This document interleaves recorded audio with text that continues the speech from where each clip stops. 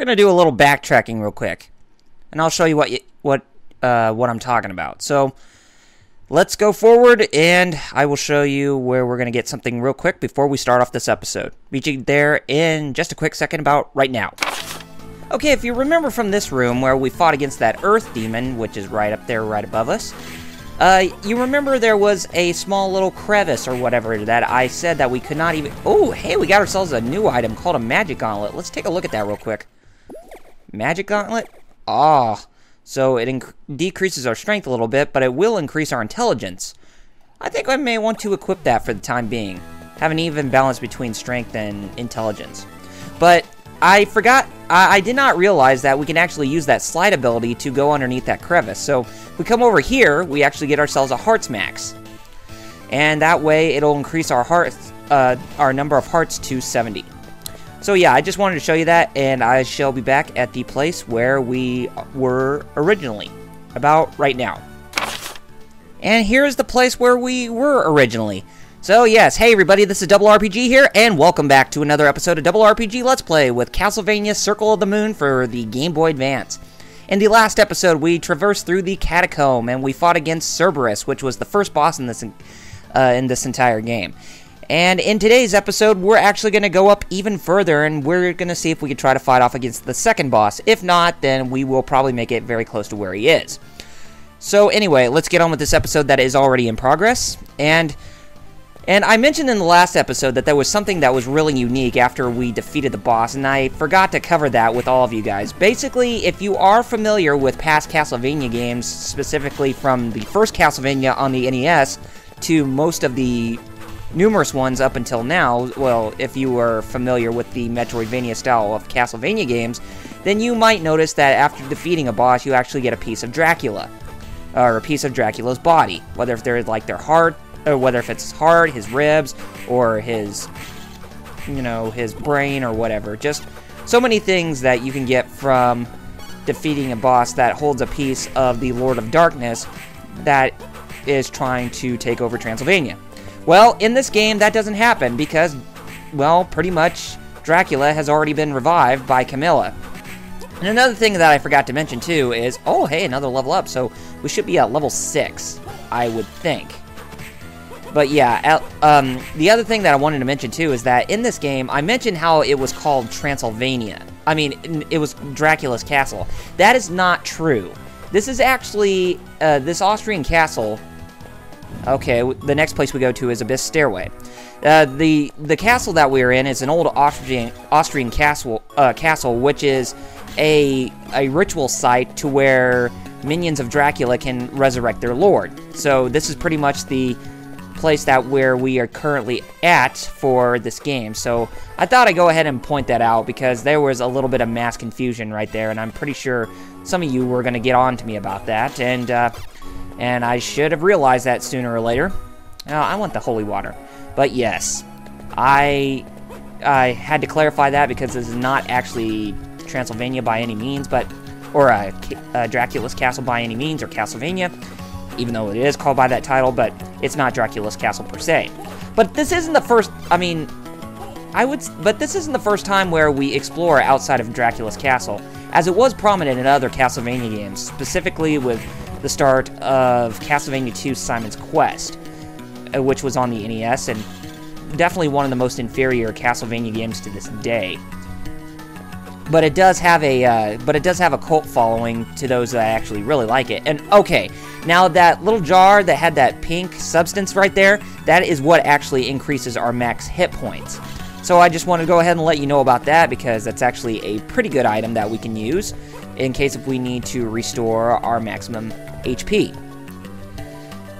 So I wanted to get on with that, and yeah, so Castlevania 2 Simon's Quest was the first time where you explored outside of Dracula's castle, and then that carried on to Castlevania 3, and then Super Castlevania 4, and then most of the others after that. But there are some that still take place strictly in Dracula's castle. Even in the Metroidvania style games like Symphony of the Night, as well as Harmony of Dissonance, and even Aria of Sorrow, and even Portrait of Ruin. You know, just lots of places you can explore, just outside of where Dracula is. or where his home base is. Okay, now, you guys might be hearing a very familiar tune. This tune is called Sinking Sanctuary. That was from the game Castlevania Bloodlines that was on the Sega Genesis, or where it was called Castlevania in the New Generation for Europe on the Mega Drive. And Sinking Old Sanctuary was composed by Michiru Yamane, who first worked on Castlevania Bloodlines on the Sega Genesis and pretty much became the prime composer for the Castlevania series up until Order of Ecclesia, where that was her last game that she worked on, and it pretty much transferred off to different other developers or different other composers and such. But too bad she did not reprise a role as main composer for Castlevania: The Adventure Rebirth, even though it's a really great game. I kind of wish that she would actually make a comeback, but she's now freelance and she's moved on to other better things. The most recent composition or music composition that she's worked on is the music for Skullgirls, that is downloadable on the PlayStation Network and the Xbox Live Arcade, and that was another game that Konami published, so that's very interesting. And she even composed some of the music for some of the Suikoden games after Higashino pretty much gave up on doing music for Suikoden games, and they pretty much the music just pretty much went off from there with different composers. And I know Yamane was actually famous for starting off with Suikoden 3, and Suikoden 3 has some pretty good music, but you couldn't even go wrong with Higashino by any means. But it's not to say the same that Yamane was bad. No, Yamane really had some really great tunes, and some of them are actually still pretty catchy. But when it comes to Castlevania, Yamane will still remain #1 in terms of the music composition, despite not having started with the first Castlevania, as many others of the Konami Kueheka Club, I think it's called, or something. Anyway, enough talk. We're now in a new location called the Audience Room or something like that. And you notice that some of the rooms that I went to, they are being blocked. And there is a perfect reason for that, and it's because we do not have access to a certain place where we can actually destroy those tombstones or whatever.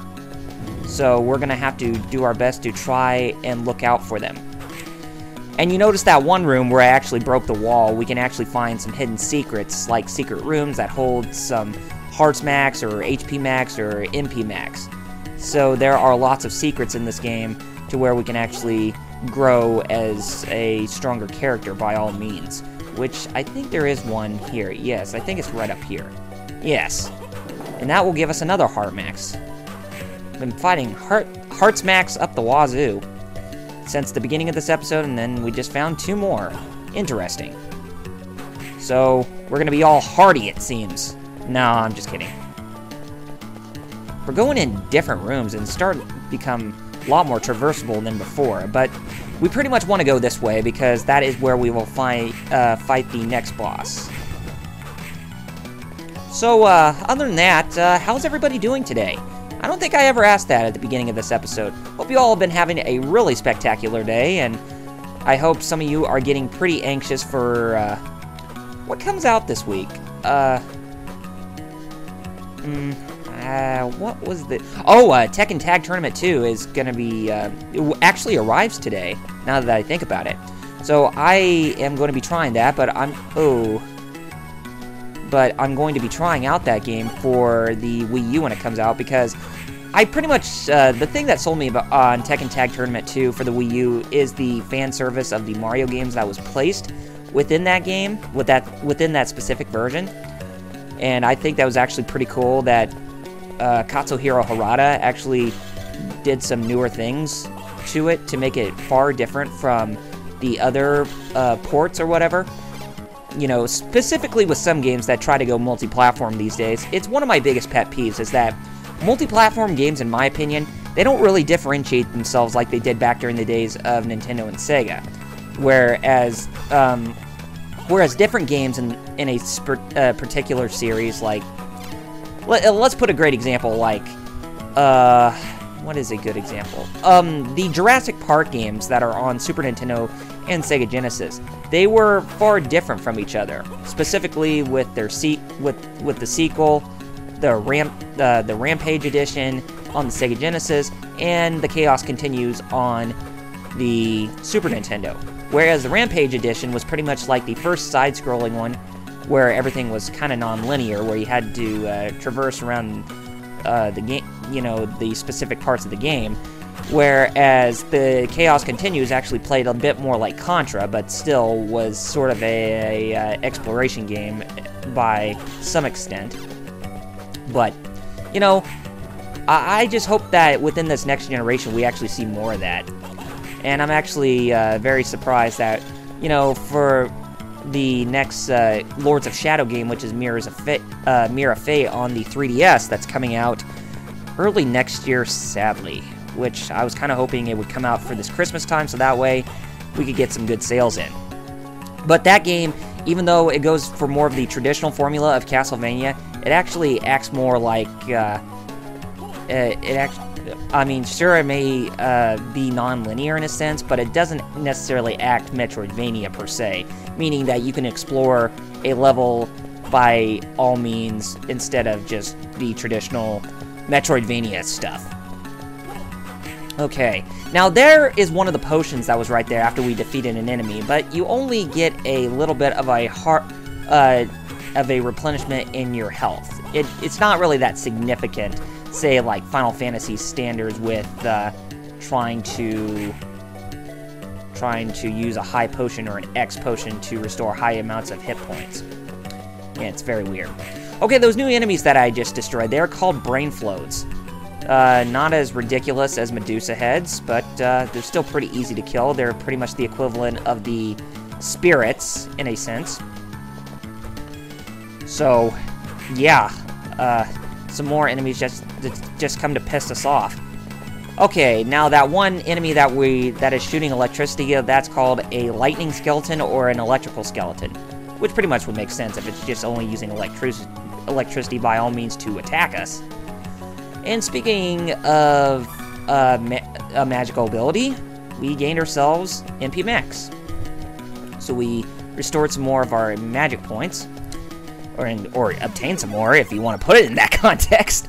But yes, and we also found ourselves a save point that's right here.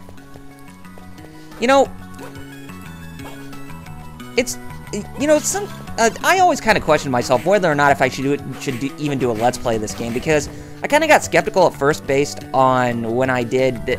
If some of you actually were still in touch with my Let's Play channel as of last year, if you remember, I did a short Let's Play series of Super Castlevania 4 on the Super Nintendo. Basically, I played the game in 2 episodes, and then I got hit with a third-party claim from Konami because the footage actually belongs to them. And I can understand, but it's just, at the time, I wasn't sure that it was just pretty much, oh, hey, cool, another Hearts Max. Very good. But I didn't know at the time that the third-party claims, they don't really have any negative effects to your account status, so it's just pretty much just a, hey, we just hit your claim, we just hit you with a claim because you have footage that belongs to us. We'll allow you to keep playing it, but we will put ads in your video so that way we can try to monetize off of it. Evidently, that's what they were going for. But, anyway. I'm thinking about maybe redoing that, even if I do get hit with the third-party claim or whatever, because I really like that game. And I know some people tend, especially the Eagle Raptor fanboys, who just like to constantly say that Super Castlevania 4 is just an ungraceful sequel in the traditional Metroidvania-style gameplay, because some people feel that, and especially Eagle Raptor, when he thinks that the game didn't even utilize any means for Simon Belmont to whip in 8 different directions with no innovation, but I feel that is completely untrue. That could be true, but I think what actually made Super Castlevania 4 so great was that it improved the controls of the other Castlevania games, that it just made it so much more accessible and so much more easier to attack your enemies. I still like the original NES trilogy, but it's just the thing is that things just were pretty stiff, specifically within the controls, and you had to rely on the items more, or the sub-weapons more, to attack your foes.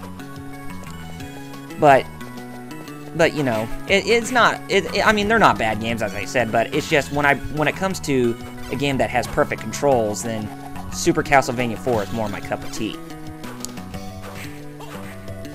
Okay. Now, we should be getting close to the boss that's coming around here. That's not where we need to go, but yeah, it should be coming up fairly soon. And I think after once we attack it, it will reveal its name. I kind of forgot what its name was. Actually, we're gonna need to have that, have the axe with us, so that way we can use it by all means if we need to attack upwards in an upward strike. And yes, this is where we will find fight the next boss. So let's go ahead and take care of it right now, shall we? And we get a little cutscene that takes place. And it's a necromancer. Extraordinary. To be dropped into the abyss and still live. But your luck is about to run out. Get out of my way! Child, before I finish you, I will tell you some news. Your precious master is already in our power. What? That old man will feed us with his soul. The rite has been prepared, and we only await the full moon. No! Okay, now let's go ahead and hit ourselves with the ability, or the ability and action. So, yeah, this boss is going to be a little bit more difficult because of the orbs that are being surrounded by him, and with the flying SpaghettiOs that are coming at us in full force. Okay, we're pretty much going to have to stand at a specific point, but yes, still avoid the SpaghettiOs. And what he just did right there, the Necromancer, he just summoned a bunch of the undead souls. Just keep attacking him because you're going to pretty much be facing him in 2 different phases.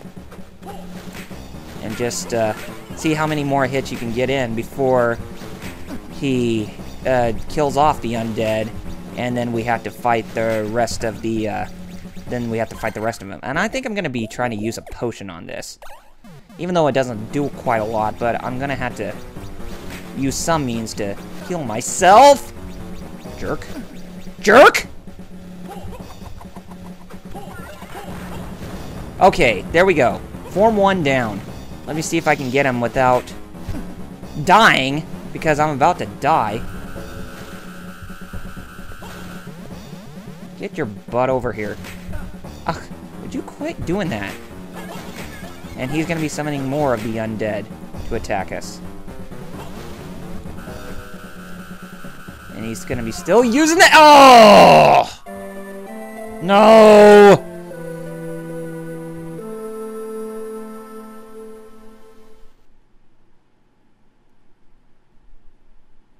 I'll be right back. Okay, finally, I got you in less time. Now it's time for us to take down your second form without any problems. Stupid green orb of doom? Oh, dang you. I'm not gonna get killed by you. That was just embarrassing! You suck! Get your butt over here. Let me... come on! How dare you? Get away from me! Stupid. Excuse for a demon. God. Ugh. There's no way we can avoid that, can we?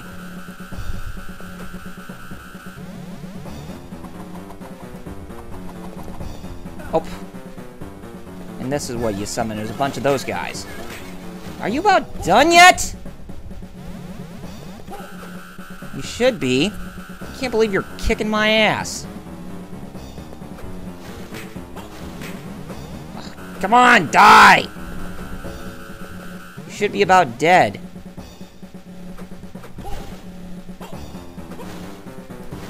Oh, come on!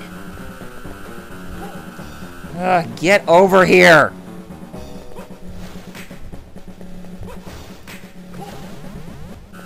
Why is this taking so long?